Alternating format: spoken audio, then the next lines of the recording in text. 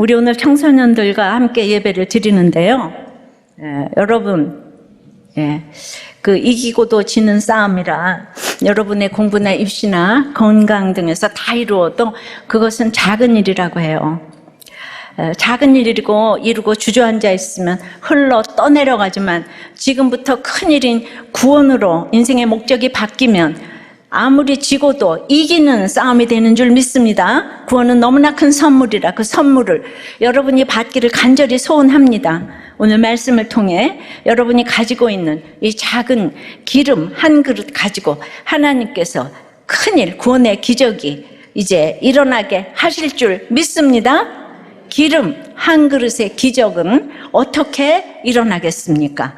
첫째로 총체적 난국에서 부르짖어야 합니다. 1절입니다.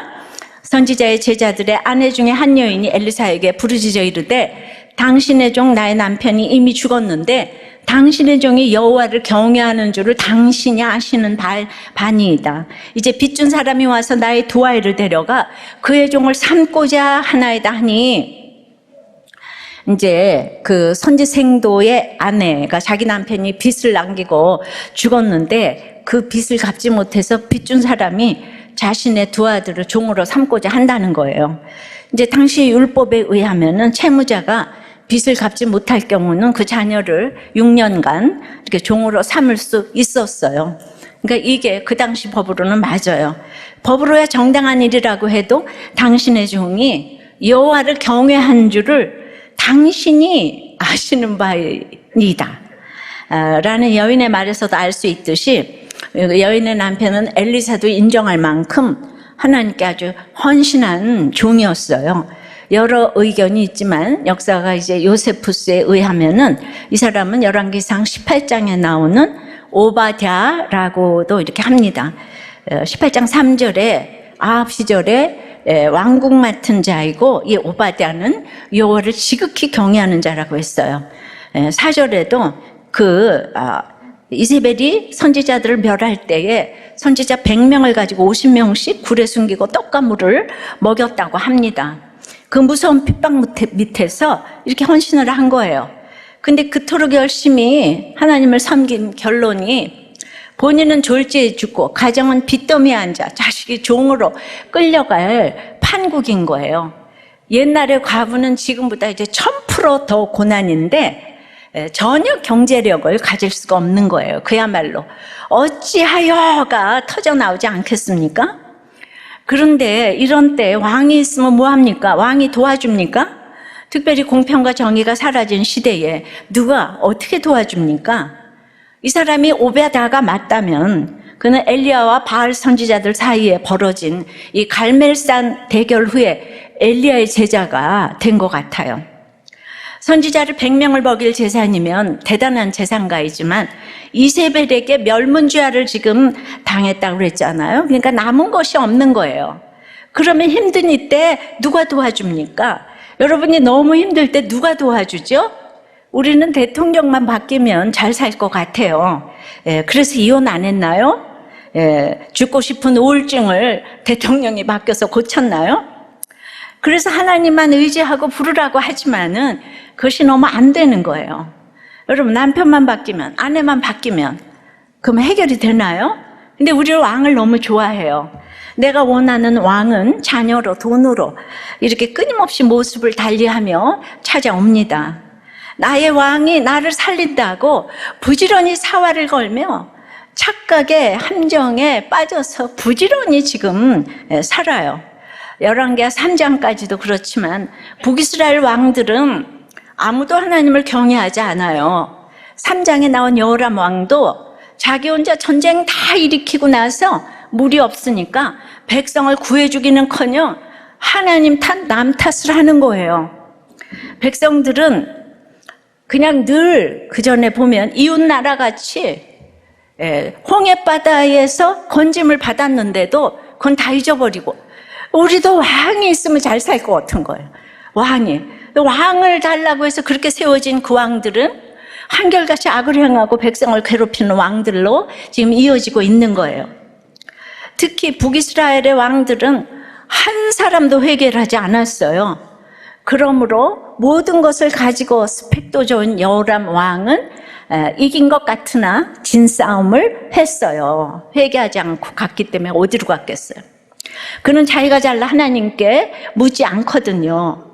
열왕기상은 엘리야가 대략 25년 동안 사역을 했어요. 열왕기하는 엘리사가 약 50년 동안 사역을 했는데요.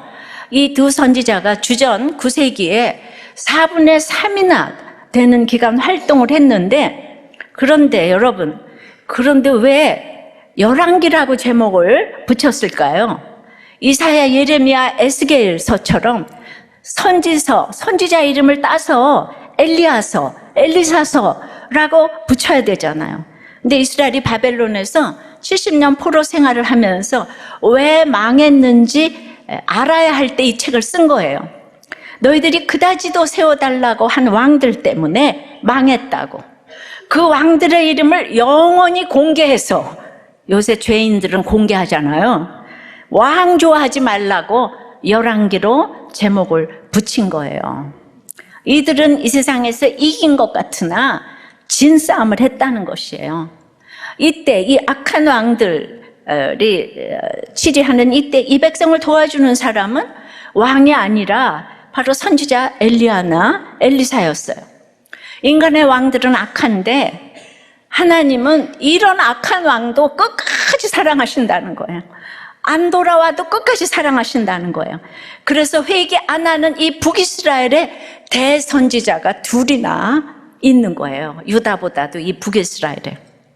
그런데 이 부패의 시대에 이 이스라엘에도 남은 자가 있더라고요. 총체적 난국에 빠져있는 이 여인 같은 사람이에요. 이 여인은 이 세상에서 진 것 같으나 이긴 싸움을 시작했습니다.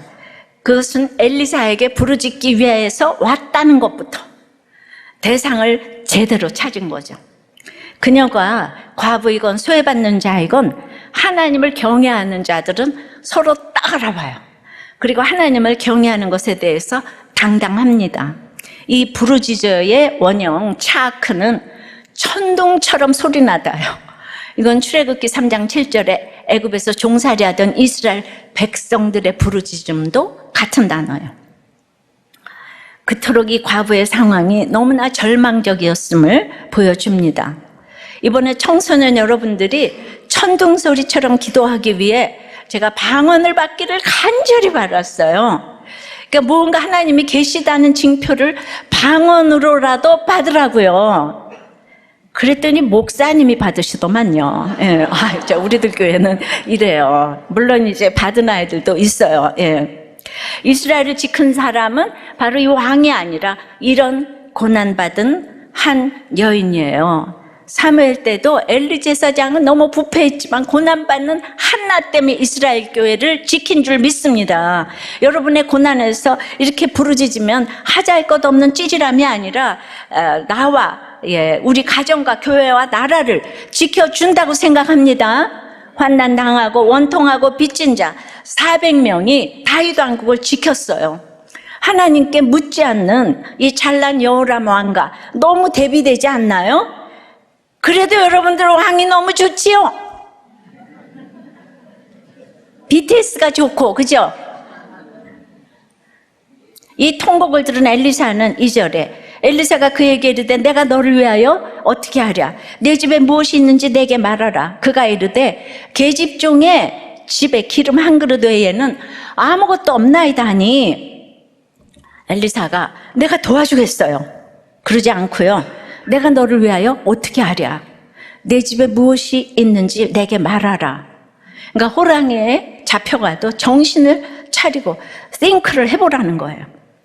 그러니까 도와주지도 않지만 엘리사의 이 돕고자 하는 것이 진심으로 전해졌기 때문에 엘리사에게 올 때까지는 이 여인은 nothing이에요. 아무것도 없는 거예요, 자기한테는. 근데 nothing인데 엘리사가 그렇게 물어봐 주니까 기름 한 그릇이 생각난 거예요. 그래서 우리가 이렇게 think 해보는 거 너무 중요합니다. 근데 이 기름이란 것이 붓는다, 바른다는 동사에서 병이라는 명사가 나왔기 때문에 주육이 관육이라는 의미가 있어 보입니다. 그렇다면 먹는 기름은 벌써 다 떨어지고 이제 목욕 후에 바르는 어떤 기름만 조금 남았다는 뜻인데, 더군다나 밀가루도 없는 그 기름은 무슨 소용이 있겠어요. 그러니까 이 여인이 이 아무짝에 쓸모없다고 하는 그 생각은요, 맞는 생각이었어요. 예. 그런데도 목장에 오니, 예배에 오니 이 물어봐주는 질문 때문에 생각지도 못하던 것이 이렇게 생각날 때가 너무나 많은 거예요. 할렐루야. 난 아무것도 못해 이러는데 그럴 적이 너무 많잖아요. 그죠? 이것이 남은 것이에요. 예. 또 적어도 아무것도 없어서 슬퍼하고 있는 내 자신은 남아있잖아요. 흉년에 남은 걸 보라 그랬잖아요. 예, 내 자신이 아무것도 아닌 것 같다고요? 예, 나는 공부도 못하고 뭐 외모도 없고 돈도 없고, 예, 그렇지 않아요. 내 존재는 예수님이 보혈을 흘려 구속하실 만큼 가치가 있는 인생이에요. 천하보다 귀한 것이 우리 영혼이에요. 한 영혼이에요. 두 영혼도 아니고. 돈 없고 직장 없고 가족 없고만 생각하면 아무것도 아닌 듯 하지만, 그래서 그 자체로는 아무 쓸모도 없는 기름 한 그릇 같지만 예수님이 예수님 자신보다 더 귀하게 여기는 것이 우리의 생명인 줄 믿습니다. 그래서 이 청소년 큐페에 산모인 중학생이 너무 집에서 지금 무기력하게 입덧을 하다가, 예, 얘가 얼마나 지금 시험에 들었겠어요. 예, 애는 낳아야 되는데 자기는 중학생 신분이야. 온 교회는 들고 일어나서 애를 낳으라 그러고 자기는 힘들고, 그래서 이 학생도만 전담하시도록 선생님을 세우고 숙소도 2인실로 배정을 해서 이 큐페에 참석을 했는데, 다 이제 그래도 누워만 있어도 거기 가서 누워 있어라 그랬는데 적극적으로 참여했고 막 물놀이까지 참여하고 두려운 사람 올라오라는 초청에 강단에 자발적으로 올라가서 기도까지 받았다고 하는 거예요. 참석만 했더니 정말 생각지도 못하는 자신의 기름 한 그릇이 생각이 났기 때문에, 예, 정말 그 아이가 얼마나 지금 자기 발목을 정말 잡는 정말 낫생 같으냐고요. 그런데 그것이 자기의 기름 한 그릇이라고 생각이 났기 때문에 아이에 대해서 책임을 지겠다는 깊은 생각을 가지고 회개를 하고 있다는 고백을 하는 이 나눔이 저는 기적이 아닌가 생각합니다. 바로 이런 것이에요. 우리 인생의 가치관이 달라져야 되는데 적용 질문입니다. 총체적인 난국에서 하나님 탓, 교회 탓, 목장 탓, 부모 탓, 예, 자식 탓을 하나요? 하나님께 부르짖어 기도하기 위해 그래도 그냥 교회 오고 목장에 가고 큐티 하는지요? 이번에 초등학교 5학년 학생의 그 담임 선생님이 동성애자라고 해요. 학교 담임 선생님. 학기 초에는 이슈가 되었지만 옷차림, 행동, 제스처 등을 벌써 애들이 따라한다는 이야기를 듣고 어머니가 기도 제목을 올리셨어요. 아이들이 동성애가 전혀 뭔지 모른다는 거예요. 우리들 교회만 날마다 기도하고 서명하고 그러는데 정말 안타깝다고. 그래서 이건 정말 교회가 정말 부르짖고 싶은 기도 제목이에요. 이거 우리만 이렇게 하면 어떡하나. 진짜 이걸 어떻게 하면 좋은가. 예. 진짜 한 사람의 위정자가, 이 안타까운 이런 위정자가 이렇게 세워져야 되는데, 예. 정말 하나님께 오늘 정말 이것도 여러분들이 부르짖으셨으면 좋겠어요. 자, 기름 한 그릇의 기적은 이렇게 부르짖어야 하고, 두 번째는 믿음으로 순종할 때 일어납니다. 3절서부터입니다. 이르되 너는 밖에 나가서 모든 이웃에게 그릇을 빌리라. 빈 그릇을 빌릴 때 조금 빌리지 말고 너는 네 두 아들과 함께 들어가서 문을 닫고 그 모든 그릇에 기름을 부어서 차는 대로 옮겨 놓으라니라. 여인이 물러가서 그의 두 아들과 함께 문을 닫은 후에 그들은 그릇을 그에게로 가져오고 그는 부었더니 엘리사는 그녀가 행할 바를 구체적으로 알려줍니다. 단계별로 알려줘요. 처음부터 알려주지 않아요. 근데 그 방법이 뭐죠? 세 가지로 오늘 알려줍니다. 첫째 명령은 밖에 나가 모든 이웃에게 빈 그릇을 많이 빌려오라고 하는 거예요. 엘리사는, 예, 누구에게나 참 이상한 처방만 해요. 지난번에는 가뭄이 심하면 골짜기에 개천을 파라 그러더니 지금은 밀가루 한 줌 남지 않은 여인에게 이웃에게 가서 빈 그릇을 가능한 한 많이 빌려오라고 하는 거예요. 이것이 부르짖고 나누의 처방이니까 일단 빌리러 밖으로 나가는 것부터 시작해야 합니다. 우리가 열등감이 심하면 밖으로 나오지를 않아요. 그러든지 아니면 나가서 들어오질 않아요. 둘 중에 하나래요. 한마디로 대인관계가 겸손하지 않으면 안 되는 거예요. 여호람처럼 어려서부터 잘 먹고 잘 사는 왕인 사람은 겸손할 필요가 없잖아요. 그러니까 우리나라가 망하지 않은 것이 기적인 거예요. 영조가 천출이고 서민생활 10여 년을 해본 것 가지고 조선왕조의 가장 위대한 정치를 했잖아요. 조선왕조의 기틀을 세운 정도전도 유배를 가서 서민들의 그 가난과 착취를 골고루 경험을 하니까 조선왕조의 새로운 기틀을 세웠잖아요.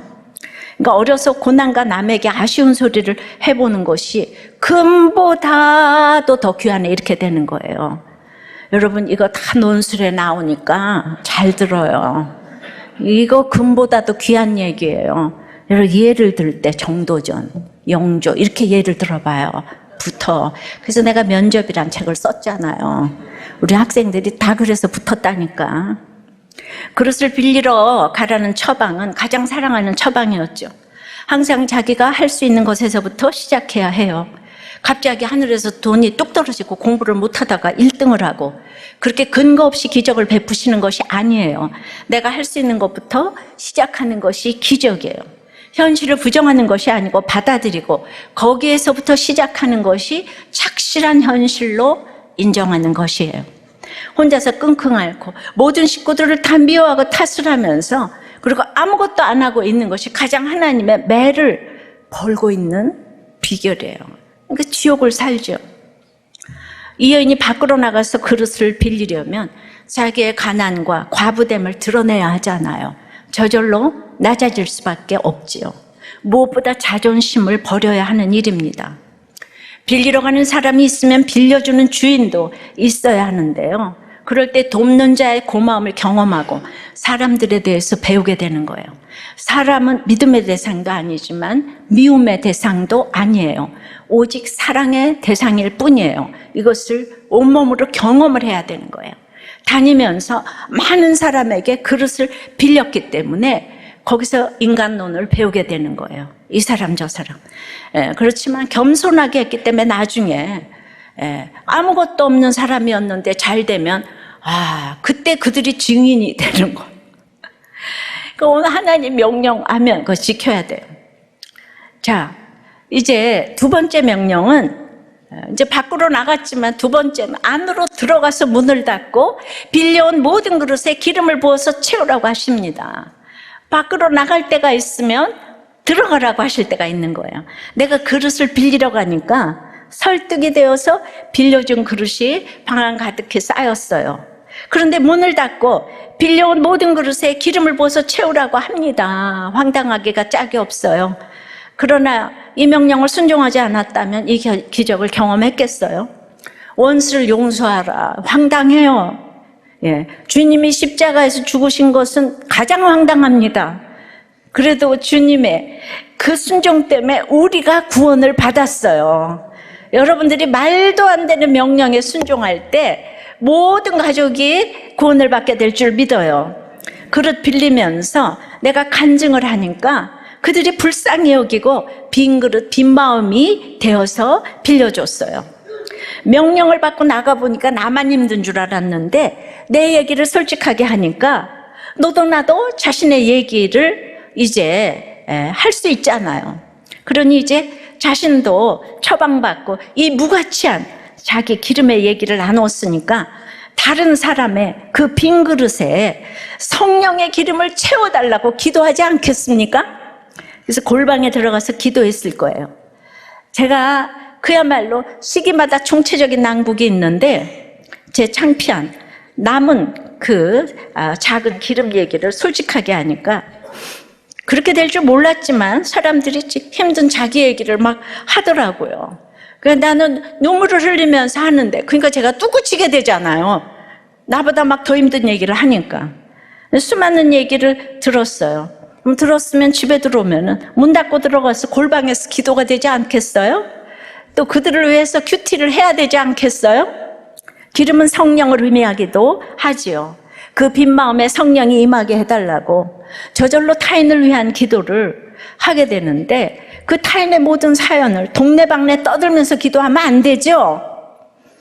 내 골방에, 마태복음 6장 6절에 내 골방에 들어가 문을 닫고 은밀한 중에 계신 내 아버지께 기도하라. 은밀한 중에 보시는 내 아버지께서 갚으시리라 라고 말씀하셨어요. 이 설교를 하나 하느라고 얼마나 제가 골방에 있다가 왔겠어요. 근데 날마다 이렇게 떠드는 것만 하면 제가 나와서 이렇게 할 수가 없는 거예요. 오병이어의 기적 같은 일은 안에 골방에 들어갔을 때 일어나는 거예요. 그 골방에서 어떻게 시간을 잘 보냈는지, 이것은 남들에게 보이는 기적이 아니라 이제 타인을 중보하며 개인의 신앙을 함양하는 기적이기 때문에 나만 아는 비밀의 교제가 있어야 합니다. 큐티도 기도도 그래서 골방에서 먼저 해야 돼요. 그런데 날마다 기도하면서 돈 나와라 뚝딱, 금 나와라 뚝딱, 이런 요술방망이의 기적이 아니에요. 기적은 믿고 이해하는 사람에게만 보여져야 합니다. 믿음에는 분량이 있기 때문이에요. 어린아이에게 이 돈과 사탕만 보여주면 걔는 망하잖아요. 그죠? 걔가 좋아한다고. 하나님이 명령하신 그릇을 빌리라는 나의 순종은 남들에게 보여줘야 하지만, 하나님이 나를 위하여 하시는 일은 그래 떠들면 안 되는 일이 많이 있어요. 예를 들어 대통령의 명령을 받고 충성하는 모습은 남들에게 보여줘야 귀감이 되잖아요. 그런데 대통령이 그 부하를 위하여 해준 이게 사적인 이렇게 말이 있잖아요. 내가 너를 상을 주리라 이러고 또 화사한 상급을 떠들면 잡음이 생기잖아요. 언젠가 저절로 알려질 때가 올 때 자연스럽게 알려져야지. 본인이 떠들고 다니면 대통령은 그를 더 이상 신뢰하지 않아요. 신임하지 않아요. 왼손이 하는 일을 오른손이 모르게 하라. 이거를 많이 해야 기적이 일어나는 거예요. 예. 그러니까 밖으로 나가서 정말 내 간증을 하고 그것을 방으로 들어가서 큐티하고 골방 기도를 하면서 준비가 돼야지 되는 게 너무 중요하고, 세 번째 명령은 두 아들과 함께 들어가라고 그랬어요. 두 아들과. 그래서 모든 그릇에 기름을 부어서 차는 대로 옮겨 놓으라고. 아들과 함께가 중요합니다. 부모가 가난하면 같이 가난하고, 부도가 나면 같이 부도가 나고, 선지자이면 같이 선지자. 이것이 중요합니다. 부도가 났는데 너는 망한 티를 내지 말아야 돼. 내가 빚을 내서라도 너는 입히고 먹이고 잘 살게 할 거야. 걱정 마. 이러면 다 같이 망하는 거예요. 망한 것을 인정하고 아들과 함께 기름을 부어야 해요. 그릇 빌려오고 타인을 위하여 중보하는 일을 어쩔 수 없이 함께 일했기 때문에 기적의 현장을 집에 사는 아들들은 보았어요. 그것이 하나님의 명령이에요. 그러니까 가난한 게 참 축복이에요. 부자로 살았다면 아들들이 어머니가 기름을 부어라 옮겨라 하는 말에 순종했겠어요? 그러니까 북이스라엘의 만몬신이 절대로 없어지지 않는 금송아지 우상이었듯이, 이렇게 돈이 있으면 하나님도 부모님도 공경하기 힘들어요. 이게 돈이 꼭 많아서가 아니에요. 조금이다가 조금만 생겨도 이것이 문제입니다. 그래서 사랑하는 자에게는 불시련을 준다고 하잖아요. 그러니까 세상 가치관에 팔려가지 말라고 이 두 자녀와 같이 기름을 부어야 합니다. 이번 큐티 페스티벌에서도 우리 아이들 간증할 때 다른 사람 이야기를 듣고 또 듣고 그 간증을 듣는 게 그들의 그릇을 빌리고 그 빌린 그릇에 또 내 기름을 붓고 빌리고 붓고, 이게 이렇게 이제 집에만 있던 또 여러분이 아이들이 예배에 와서 자기의 기름이 생각났어요. 무가치한. 그러니까 이제 생각나니까 밖으로 나가 공동체에서 여러분의 고난을 이제 나누는 거죠. 그것이 자존심을 버리는 게 아니라 자존감을 이렇게 높여주게 되는 거잖아요. 오늘 은비가 이 자존감이 얼마나 높은 줄 알아요? 쟤는 어디서든지 지금 리더만 하고 있어요. 그래, 환경이 문제가 아닌 거예요, 여러분. 알았죠? 적용 질문이에요. 밖에 나가서 그릇을 빌리러 가야 하는 수치는 무엇이고, 안에 들어가 골방 교제하며 큐티하며 기도해야 되는 일은 무엇이에요? 망해도 흥해도 빈 그릇에 자녀와 함께 기름을 붓고 있습니까? 이렇게 이제 우리 중학교 1학년 아이의 간증이에요. 6살 때 부모님이 이혼하셨지만 아빠는 원래 부재 중이셨기 때문에 한 달에 한 번 만나는 게 당연했던 터라 이혼이 크게 다가오지 않았습니다. 이혼한 사실 안 후에도 그렇고 지금도 별다른 감정이 없어요. 그저 아빠가 있었으면 좋았으려나 하는 약간의 부러움만 있어요. 지금은 활발한 모범생으로 멀쩡하게 살지만 사실 이혼 사실과는 별개로 제 안에서 많은 갈등과 사건들이 있었습니다. 예. 안 했는데 했다고 하거나 했는데 안 했다고 하는 등 사소한 거짓말을 자주 했고, 초등학교 1학년 때부터 4학년까지 운동선수를 할 때는 얘가 여자인데 매일 맞고 혼나고 죽도록 훈련하는 것이 일상이었기 때문에 정말 이렇게 죽고 싶다고 생각할 정도로, 그리고 초등학교 4학년이 되던 해에는 죽으려는 시도까지 할 정도로 많이 힘들었어요. 모태 신앙으로 자라 말씀 듣기를 좋아했지만은 제가 적용하지 못했기 때문에 그랬던 것 같아요. 그러다 초등학교 6학년 때 친구가 싫어하는 친구를 같이 뒷담화하다가 학폭에 휘말리게 되었어요. 다행히 저는 솔직하게 진술했기 때문에 별다른 일은 없었지만은 그때 받은 스트레스 때문에 그때부터 저는 그 쌓인 스트레스를 자해나 귀뚫기로 풀었어요. 지금 물론 그건 다 멈췄어요. 그래도 계속 힘든 마음이 있었고, 그렇다고 한 번도 생각해 본 적이 없었는데, 이게 이혼 때문이라는 말이 내 입에서 나왔어요. 예. 그런 적에 엄마는 큐티를 하자고 하셨고, 엄마와 함께 말씀을 읽으면서 점점 하나님을 만나게 되니, 제가 힘든 것이 누구 때문이나 환경 때문이 아닌 그저 제가 잘못 살고 있기 때문임을 알게 되었어요. 여러분, 이거 중학교 1학년 아이 간증이에요. 예. 큐티를 하니까 너무 진짜 자기를 직면하지 않아요? 예. 그래서 한 달 전부터 새벽 4시에 일어나 공부하고 즐겁게 학교를 다니고 있습니다. 지금에 이르기까지 엄마가 얼마나 고생하셨는지 알고 제가 어떻게 살았는지 알기에 이 변한 상황이 너무 놀랍고 감사합니다. 매번 포기했던 저를 붙들어 주신 엄마와 하나님 감사하고 사랑해요.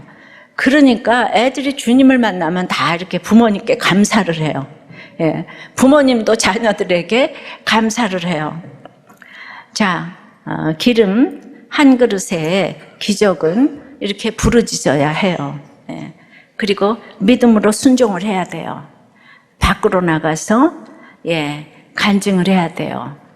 자존심을 내려놓고 안으로 들어가서 큐티를 하고 골방 기도를 해야 돼요. 자녀와 함께, 두 아들과 함께. 그러면 세 번째는 남은 것이 있게 하신다고 했어요. 6절 7절입니다. 그래서 이제 그릇에다 찬지라 여인이 아들에게 이르되 또 그릇을 내게로 가져오라 하니 아들이 이르되 다른 그릇이 없나이다 하니 곧 기름이 그쳤더라. 그 여인이 하나님의 사람에게 나아가서 말하니 그가 이르되 너는 가서 기름을 팔아 빚을 갚고 남은 것으로 너와 내 두 아들이 생활하라 하였더라. 가부와 두 아들이 동원할 수 있는 모든 그릇에 기름을 다 채운 후에야 비로소 그 기름이 그쳤다고 합니다. 여기서 이제 과부가 빌린 그릇의 수는 나오지 않아요. 중요한 것은 그 그릇의 수가 몇 개이든지 간에 하나님께서는 준비한 그릇을 모두 채우셨다는 점이에요. 그렇다고 여러분들, 내가 기적을 많이 받으려고 열심당으로 그 그릇 많이 채우라, 그건 아니고요. 그래서 기름은 성령을 의미하기도 하는데요. 이런 현상과 결과는 우리에게 가난하고 사모하는 심령이 있는 동안에는 성령의 기름이 지속적으로 흘러나오게 될 것임을 보여주는 거죠. 성령의 기름이 멈춘다면 우리에게 하나님의 은혜를 사모하는 그 빈 마음의 그릇이 없다는 증거이고, 우리 영혼의 의를 향한 목마름과 갈급한 굶주림이 없기 때문이라는 것을 알아야 합니다. 예, 그러니까 너무 이걸 육적으로만 보시면 안 되는 거예요. 그러나 또 영적으로도 보셔야 되는 거죠.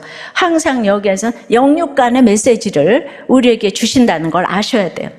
예, 그러나 준비된 진정한 성령의 기름이 찼다면, 이제 기름이 찼으니까 갖다 팔아야 되겠다. 예, 그게 아니고 이 여인은 하나님께 받은 것을 자신의 것으로 여기지 아니하고 소유권이 하나님께 있는 것을 알고 또 그 다음 일을 묻기 위해서 엘리사에게 나왔어요. 다 했는데요. 그 다음은 뭘 할까요? 여러분, 날마다 이렇게 목장에서 물어야 돼요. 여러분, 그 겸손한 태도를 이제 뺏기면 흘러 떠내려가는 거예요. 우리가 기적을 맛보고 자신의 능력으로 성취한 것으로 생각해서 여호람처럼 은혜를 금세 잊고 교만해져서 떠내려가는 사람들을 정말 많이 봅니다. 북이스라엘 그 왕족들이 한결같이 그렇잖아요. 그러니까 이런 여인처럼 평생 이렇게 물어보고자 하는 겸손함이 이어질 때 기름 한 그릇의 기적이 이어질 줄 믿습니다. 처음에는 살려달라고 나왔지만은 이제는 다른 사람을 위해 기름을 부으며 이제 가는 삶이 이제 돼야 되겠죠. 엘리사도 처음부터 다 말하지 않고 기름 붓는 일까지만 하게 했어요. 그러니까 여인이 순종하니까 그 다음 일이 또 보이는 거예요. 처음부터 네가 빈 그릇 모아오면은 기름을 넘치게 부어주실 거야. 그것을 팔아서 빚을 갚고 남은 것으로 생활해.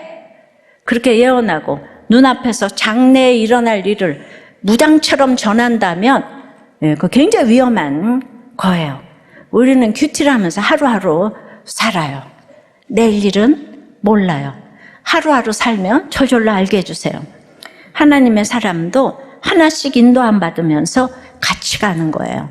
하나님의 사람은 너무 높고 그런 게 아닌 거예요. 예, 계시가 조금 더 임한 거예요.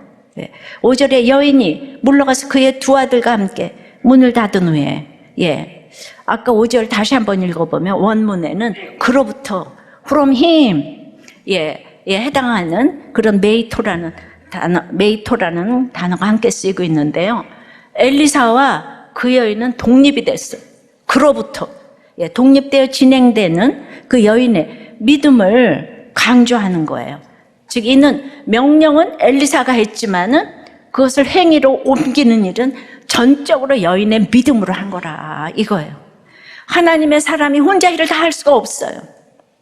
그 여인으로 하여금 자기의 부분을 하도록 도와줘야 되는 거예요.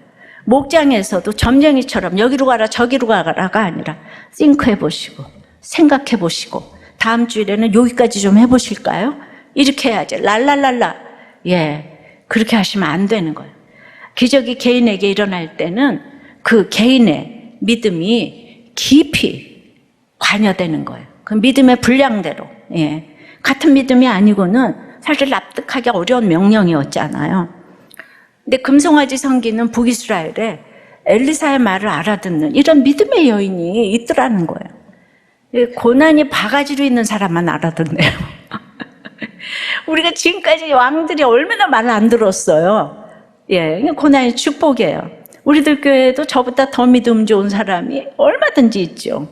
지금은 위치가 목사와 성도로 만나서 그렇지 믿음은 다 똑같은 거예요. 근데 제가 예전에 목사가 아니라서 또 주의를 못한 것은 없어요. 알려지지 않았을 뿐 하나님은 늘 역사하셨습니다. 여인은 이제 뭔가 문제만을 해결받은 게 아니라 남은 것으로 생활하라는 이 처방을 받았는데요. 죽을 때까지 살 돈을 주셨다기보다는 고기 낚는 법을 알려주신 거예요. 부족한 것은 하나님의 능력이 아니라 문제를 하나님 앞에 내어놓지 못하는 우리의 부족한 믿음인 거예요. 과부의 요구는 현실에 국한된 것이었지만 하나님의 응답은 더 나아가서 근본적인 영적 문제까지 해결하는 것이었어요. 저 땅 밖으로 나가서 그릇을 빌리며 저의 수치스러운 이 기름 간증을 하니까 하고 나니까 또 집에 들어와서 골방에서 기도해야 됐고, 또 큐티 진리의 성령의 기름을 계속 붓고 있으니까 내가 한 사람, 요 한 사람만 살리고 이제 끝인가 보다. 이번 주 설교까지가 끝인가 보다. 끊어질 듯 하면 또 끊어지지 않고 계속 기름이 부어져서 여기까지 온 줄 믿습니다. 우리들 교회에 기름이 부어졌다 이런 얘기도 하잖아요, 그죠? 그렇게 지금까지는 저에게 이렇게 가난한 심령을 허락하셨다고 생각이 들어요. 그 제 힘으로 할 수는 없는데 생각해 보니까 그래요. 우리들 교회는 이렇게 성화, 봉송하는 주자처럼 계속 불을 붙여서 전염을 시키는 그 교회 같아요. 다들 나와서 자기 상황을 부르짖고 이웃에게 가서 그릇을 빌리는 적용을 하니까 기름이 이제 또 부어지는 거예요. 그래서 다들 이렇게 남은 것이 있어 보입니다. 이렇게 성경은 어디를 보아도 나를 위해 죽어주신 예수님의 구원 이야기예요. 창세기부터 계시록까지 어디서도 예수님을 우리가 만날 수가 있어야 합니다. 그 상대방을 살리기 위해, 더 잘 살게 하기 위해 내가 굳이 할 필요가 없는 그 수고를 하는 게 사랑이에요. 말씀 한마디로 다 구원하셨다면 우리 눈높이에서 주님의 크고 놀라운 사랑을 조금이라도 우리가 알 수 있었겠어요? 우리 수준에 딱 맞는 가장 좋은 방법으로 주님이 우리를 위해 수고하신 것이 바로 십자가지요. 그 십자가를 통해 사랑을 보여주신 것이, 그 십자가가 너무 구체적으로 밖으로 나가서 내 수치스러운 얘기를 하고 또 안에 들어와서 골방에서 기도하고 계속 진리의 성령님이 임하니까 결국은 이제 이렇게 성령의 기름이 철철 이제 부어진다고 생각을 합니다. 이 사건이 우리에게 가르쳐 주시는 것은 예수 믿으면 굶어 죽지 않고 평생 잘 산다가 아니고요. 물론 우리가 먹고 사는 문제, 우리의 학생들은 학교에서 공부하고 기술을 익히고 열심히 훈련하면서 미래를 준비하는 일도 하나님 인도하시고 책임져 주세요. 하나님 아버지께서 자녀인 우리를 그냥 버려두지 않으시죠. 그러나 이 사건의 더 중요한 뜻, 구속사적인 의미는 우리가 크게 여기는 입시, 문제 등은 사실 작은 일이고 우리가 작게 여기기 쉬운 구원이 가장 큰 문제라는 것입니다. 그리고 이 큰 문제인 구원을 우리 예수님이 우리 대신 풀어주셨다는 것이에요. 그러니까 여러분들은 그냥 나와서 예배 오고 큐티하고 목장 나가고 하면은 생각지도 못한 나의 이 작은 누추한 기름을 자꾸 보게 될 줄 믿습니다. 기름 한 그릇의 기적은 그러므로 구원받는 거예요. 그러면 세상을 다 얻는 것입니다. 여기서 간증하는 아이들은 세상을 지금 다 얻었어요. 적용 질문이에요. 상대방의 믿음을 인정하나요? 단계 하나님의 소유권을 인정하시나요? 그러기 위해서 묻습니까? 오늘 중요한 얘기, 빚부터 갚고 남은 것으로 생활하라고 하십니다. 그러니까 우리 학생들도 빚 갚아요. 알았죠? 예. 어렸을 때부터 빚을 갚아야 돼요. 여러분 어떠세요? 작은 일이 입시고 큰 일이 구원이란 것이 믿어집니까? 이번에 휘문 수련회에서 방언을 받은 친구의 간증이에요. 저는 지금까지 ADHD 약을 54mg이나 먹고 남자 중독에 부모님이 하지 말라는 거 다 하고 살았는데도 제가 지극히 정상인 줄 알았어요. 아침마다 엄마한테 아침 좀 제대로 차리라고. 엄마가 집에서 하는 게 뭐 있냐고. 앞에서 욕하고 차린상 뒤엎고 아침 맛없다고 학교 안 가고 밥 안 먹었다고 조퇴하면서도 나는 멀쩡한 사람이라고 우기다가 이번 여름 수련회에서 저한테 방언을 주셔서 너무 당황했어요. 저는 이런 아이한테 방언 좀 주시라고. 하도 안 되니까. 저에게 가장 큰 결핍은 아빠의 사랑이었는데 사랑하셔도 너무 바빠가지고 아빠한테 인정받고 싶었는데 자주 볼 수도 없고, 그러니까 저는 근처 남자들이 주는 사랑과 관심으로 공허한 부분을 채웠는데요. 방언 기도하자 그러실 때 내가 스스로 채웠다고 생각했던 남자들로 채우던 그 공허한 공간을 내가 가장 사랑하는 아빠 또 아버지 하나님께 드린다고 말로 시인을 했을 때 방언을 허락하셨어요. 하나님께서 내가 너를 사랑한다고 저에게 말씀하셨고, 그 순간 마음이 내가 결핍으로 인한 관계로 상처받을 때마다 아팠던 그 부분이 채워지는 느낌이 들었고, 그 부분은 하나님만 채워주실 수 있다고 인정하게 되었습니다. 그리고 방언을 주신 이유는 이제는 다른 사람을 위해 기도하라고 주신 것이라고 하셨어요. 그래서 이런 교만과 중독밖에 없는 저를 만나주신 나의 진짜 아버지 되시는 하나님, 얘도 방언받았다고 제주도에 또 스피커로 갔어요.